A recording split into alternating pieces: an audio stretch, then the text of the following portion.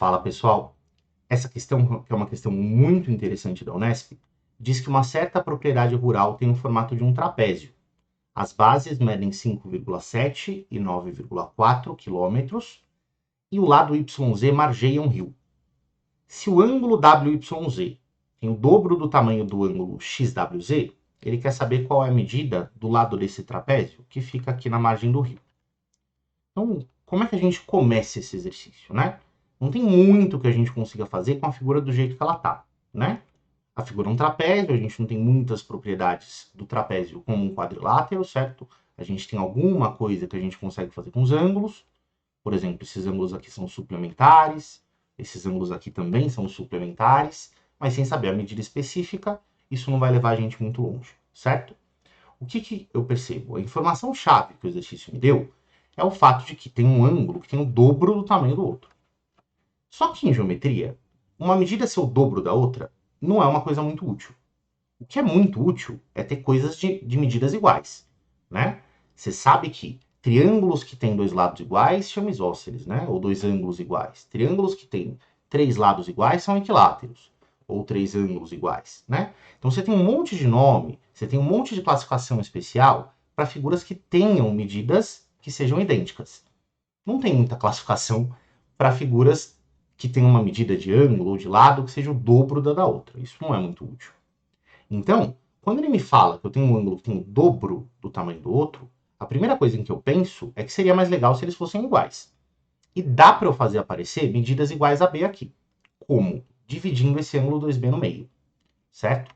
Então você vai perceber que isso vai ser um tema relativamente recorrente, que quando uma medida dada for o dobro da outra, vale a pena dividir ela no meio.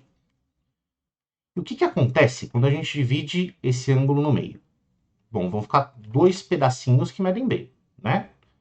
Então, o que eu fiz foi traçar uma bissetriz, chamar aqui de ponto P, e dizer que YP é bissetriz do ângulo de vértice Y. Muito mais interessante ter três ângulos agora, né, que são congruentes, do que ter um ângulo que é o dobro do outro. Agora, presta bem atenção na figura que foi formada aqui para a esquerda.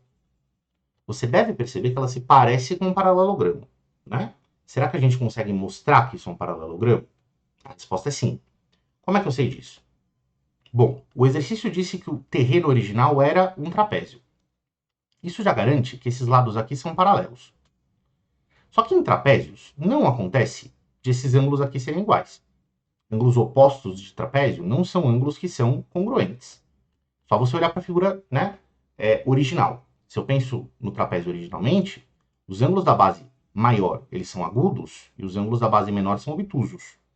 Então, em trapézios, né, que não são paralelogramos, esses ângulos opostos nunca são do mesmo tamanho, porque um deles é agudo e o outro é obtuso.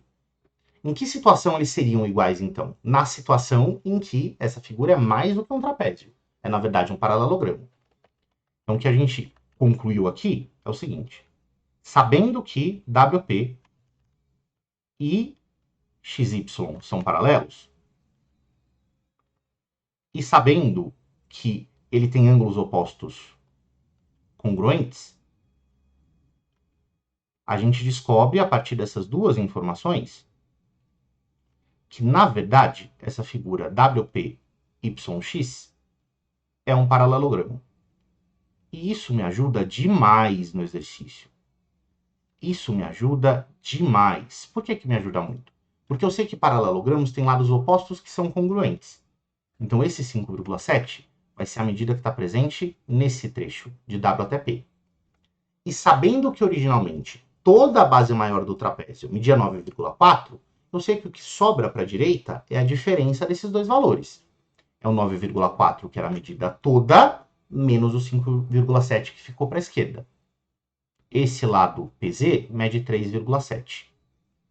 Bom, vamos agora usar de novo o fato de que essas bases do trapézio são paralelas. Se essas bases do trapézio são paralelas, a gente identifica aqui, ó, o Z do zorro dos ângulos alternos. Não é? Quando eu tenho paralela, transversal, paralela, eu sei que esses ângulos que ficam nas quinas, eles são congruentes. Então o B vem para cá. Ah, olha só que interessante. Quando o B vai ali para cima, né, vai ali para o vértice P, eu descubro que esse triângulo PZY é um triângulo isósceles, porque ele tem dois ângulos que medem B. E triângulos isósceles, você bem sabe, ele não tem só ângulos iguais, ele também tem lados iguais. O que mostra que o lado YZ daquele triângulo também mede 3,7 km, que é o que está no item E.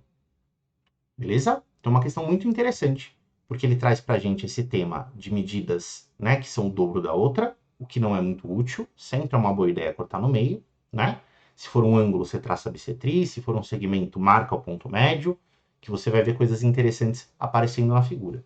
E, de novo, mais um exercício em que a gente usa o paralelismo dos lados do trapézio e do paralelogramo para achar essas transversais e usar ângulos alternos no meio do exercício. Tá bom? Esses são temas que são recorrentes em exercícios de quadriláteros.